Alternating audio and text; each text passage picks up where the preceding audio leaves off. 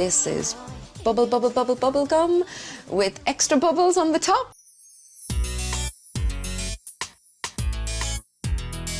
Hi, welcome to the Vintage Bubblegum Pod. I'm your host, Cal, and on this podcast we talk about boy bands, we talk about girl groups, we talk about pop music from the late 90s and the early 2000s.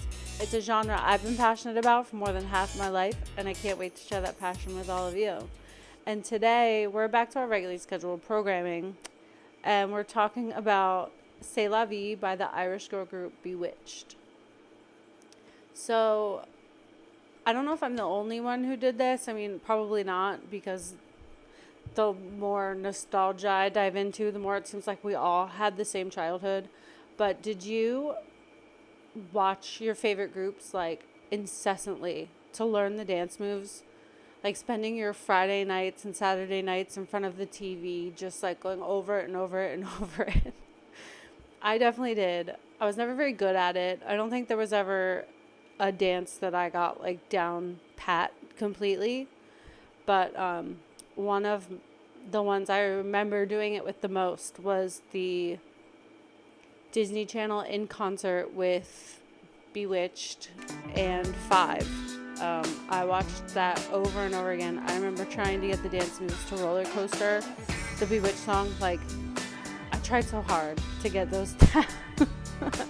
It's just one of those like really vibrant memories of my childhood. I don't know why. My memories with Bewitched aren't really that. I don't have that many memories with them. That's probably like the most. But I also really remember it was probably post 2000, probably like 2001 or something, where Bewitched was in a magazine, like a UK magazine. I think it was probably Top of the Pops or something. But I just have like this image in my head of them having a pair of jeans and they're all like tugging on them. And the article was them talking about how much they hate jeans and how they're never going to wear jeans again.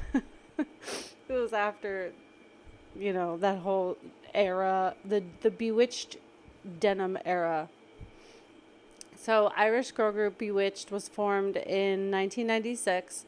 And the members, Adele, Kiwi, and Sinead, originally got the idea together to be in a group, and they called themselves Butterfly Farm. Then they called themselves Sister, before settling on Bewitched, which I think we can all agree was the correct choice of name.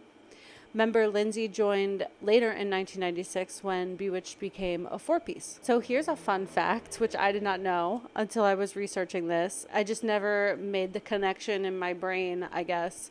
But Kiwi and Adele Lynch have an older brother whose name is Shane Lynch, who, if you're a boy band aficionado, you will recognize him from the colossal boy band Boyzone. So he's the one who helped Bewitched get their manager. So that was super helpful connection for Bewitched to get their start, I would say, for sure. Their manager was named Kim Glover, and she was actually a mega manager. She helped the careers of New Kids on the Block, Tiffany, Snap, and she helped manage the careers of like Whitney Houston and Aretha Franklin. So that's a extremely lucky break for Bewitched. Quite a high contact there. In 1997, Kim Glover signed Bewitched to Epic Records, to an Epic Records offshoot called Glowworm Records, which is a label that she ran. And today we're talking about specifically their single C'est La Vie, and that was released in May 25th of 1997. The single reached number 1 upon its release in the UK, making Bewitched the youngest girl group at that time to have a number 1 UK hit. All the members were in their late teens, early 20s. In the US, the song reached number 9 on the Billboard Hot 100. The debut album was released in October of 1998, and it reached number 3 in the UK and number 12 in the US. In the UK, follow-up singles Roller Coaster, To You I Belong, and Blame It on the Weatherman all reached number 1 in the UK, which is an amazing feat for one single album. This one single album produced 4 number 1 hits for this group in 1997 and 1998. That's incredible. The group was part of the big reunion show and concert back in 2013, And the members stated that since their first 4 singles reached number 1, the pressure was on for all of their follow-up singles from their second album to also reach number 1, or else it would leave them in kind of a place where they were feeling like failures or that their career was over. It's not a number 1. It hit number 4, so I think the press reacted negatively to that towards us. It was like, oh, Bewitched are on their way down. They had a number 4 and not number 1. Oh God, disaster struck. And I can't imagine how stressful and nerve-wracking that really must have felt for them. That's a lot of pressure. Probably the other song from Bewitched that I remember listening to a lot was their cover of Tony Basil's Mickey that was featured on the Bring It On soundtrack. And I'll put it right here, but it was right before the end credits or during the end credits. It's all the cast, dancing around and singing to the song. It's pretty cool. I like that scene a lot. They opened up for NSYNC, and they were on the bill with Britney, opening up for NSYNC stateside for their first stateside tour, which, I mean, if you're going to have a first tour, I would say that's the one to get on. That was that was lucky for them as well. They were also featured on the All That Music and More tour in the U.S., which I think happened in the year 2000. And I'm still pretty bitter I never got to attend that one because there were a lot of artists I would have liked to see on that tour. In 2002, Bewitched were dropped from their Sony label. And after looking for almost a year for a new contract, it never lined up. And member Sinead left the group. She was unhappy being on their hiatus, and they officially disbanded in September. But this is another group where I think it's really fascinating that the amount of success they accrued in such a very small amount of time. Just like other UK acts of the time, like Five and Steps. In 4 years, they did so much. I mean, they made the biggest names for themselves. That's like a lasting legacy just in 4 short years. I mean, when you look back on it, it's like, yeah, 4 years is nothing. But like at that time, I'm sure to them especially, it felt like endless days and nights of just working your ass off. It's crazy to think about. Bewitched tried to be gimmicky throughout their early career. During their first outings, they were known exclusively for wearing denim clothing and denim stylings. My favorite is the denim hat that Adele wears in the roller coaster video. It's giving Britney and Justin in the full denim suits. That was a time in our lives. And then after the denim era, Bewitched tried to do the like Jessica Simpson Irresistible thing where it tried to sex up their image and wear more revealing clothing, but their second album didn't sell nearly as well as their first. It unfortunately had no number 1 hits, so the change in look didn't really work out too well for them. Your tutelage, she's exploring the challenging world of bare mid-dress.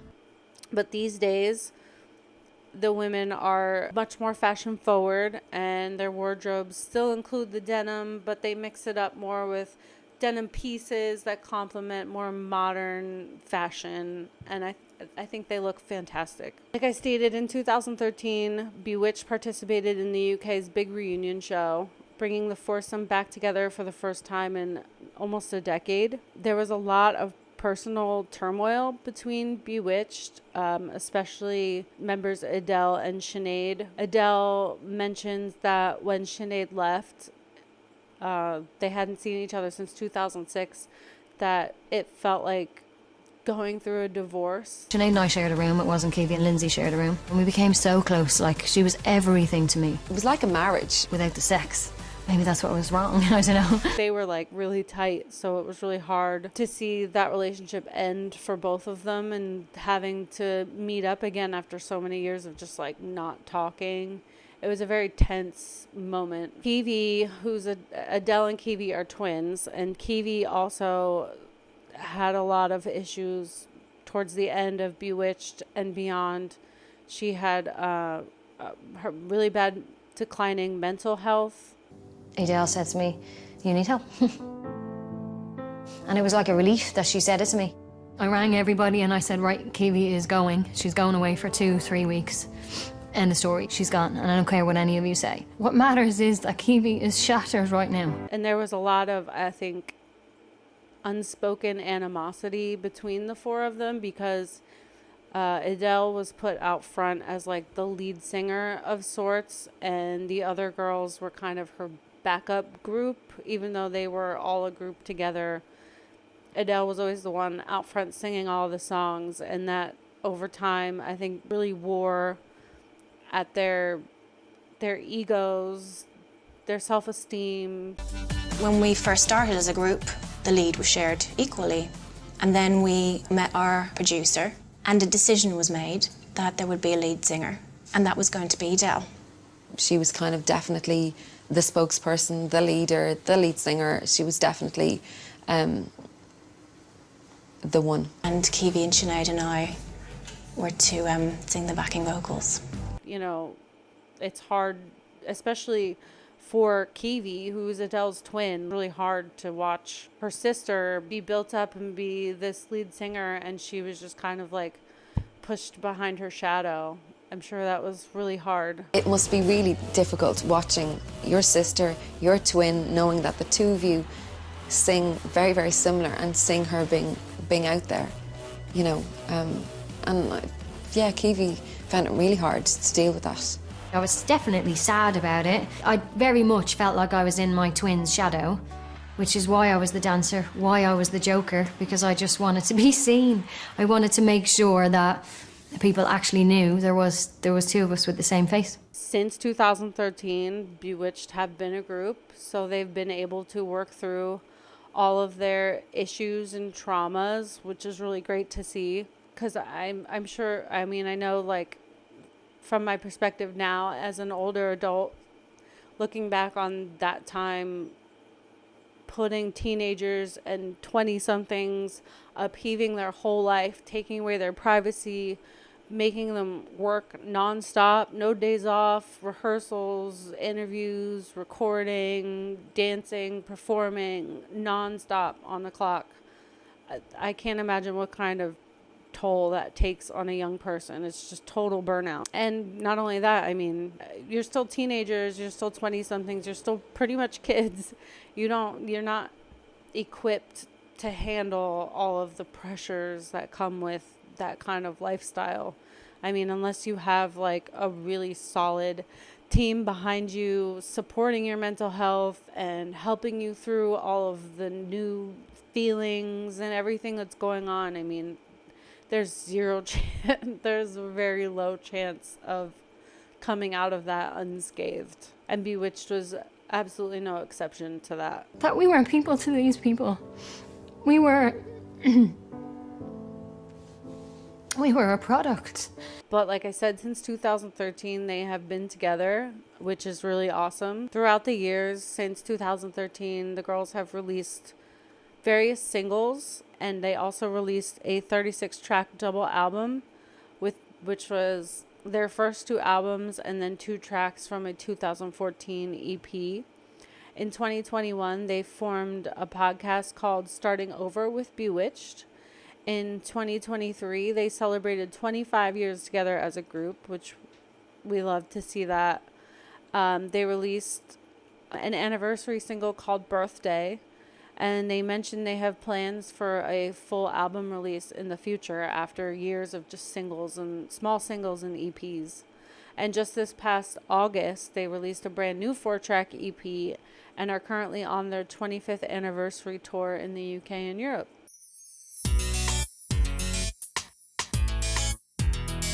We absolutely need to talk the lyrics of C'est La Vie. Because C'est La Vie, if you haven't ever just like sat down and read it or like really thought about what you were singing, C'est La Vie is a really dirty song in disguise. I mean, to play the song on Disney, they had to cut out entirely the line, if you show me, what is it? I'll show you mine, you show me yours. They had to completely cut that out to play that on Radio Disney and on the Disney Channel. It's a song literally about flirting with a boy and kind of like teasing him. So the line, I'll huff, I'll puff, I'll blow you away, kind of takes on a new connotation, realizing that the song is not as innocent as it sounds and as innocent as the music video would like you to believe that it is. I think what makes the fact that the song is so dirty so shocking is that Bewitched themselves co-wrote this song. I mean, they came up with some of the lyrics, and that's like, girls only have one thing on their mind, and it's disgusting. I'm just kidding. But if you really read the lyrics, I mean, literally, do you play with the girls, play with the boys? Do you ever get lonely playing with your toys? I'll be the queen and you'll be the king. It's literally playing on that idea of the childhood where you played house with the neighborhood boy. So in French, the term c'est la vie means that's life, or more, it's been adopted into English terms to accept resignation about something. It's kind of like saying, oh well, c'est la vie. So the song, say you will, say you won't, say you'll do what I don't, say you're true, say to me, c'est la vie. I mean, she literally says, I got a house with windows and doors. I'll show you mine if you show me yours. I mean, that's just known to be a dirty line. You show me mine, I show you yours. That's like the kid way of expressing nudity, right? And I mean, she says, gotta let me in, let the fun begin. I'll huff, I'll puff, I'll blow you away. Like, thinking back on singing that as like a 12, 13-year-old girl, you're like, wow, I really should not have known this song, let alone let them play it on the Disney Channel and Radio Disney. But I mean, how many groups have we already done? And so many of them are like that, especially the boy bands. I mean, some of them, they're not even trying to hide it. It's just straight up digital get down, you know? Digital get down. Just what we need.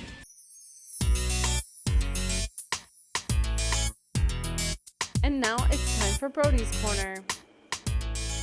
Hi, people. So today we're doing C'est la vie by Bewitched. Listen, I like this song. The music video, they look as white as a ghost in this music video. And the boy that she's talking about. Well, yeah. The boy that she's talking about is not cute at all. And the tree house, the tree thing was not a very good idea. I like the song C'est la vie.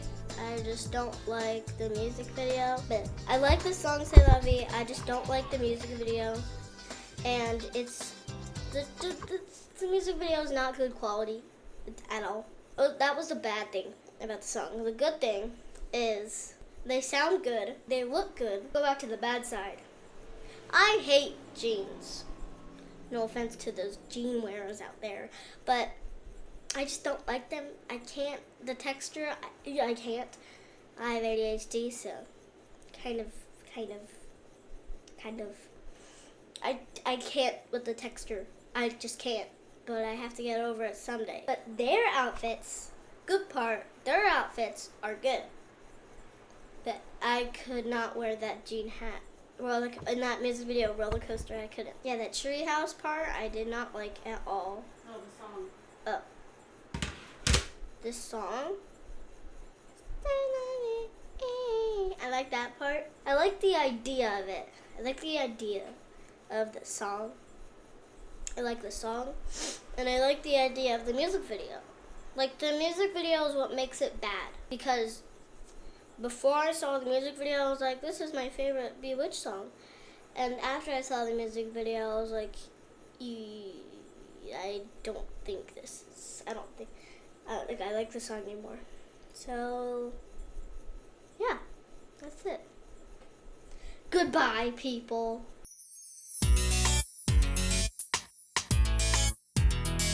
Thank you so much for joining me on this episode of the Vintage Bubblegum Pod.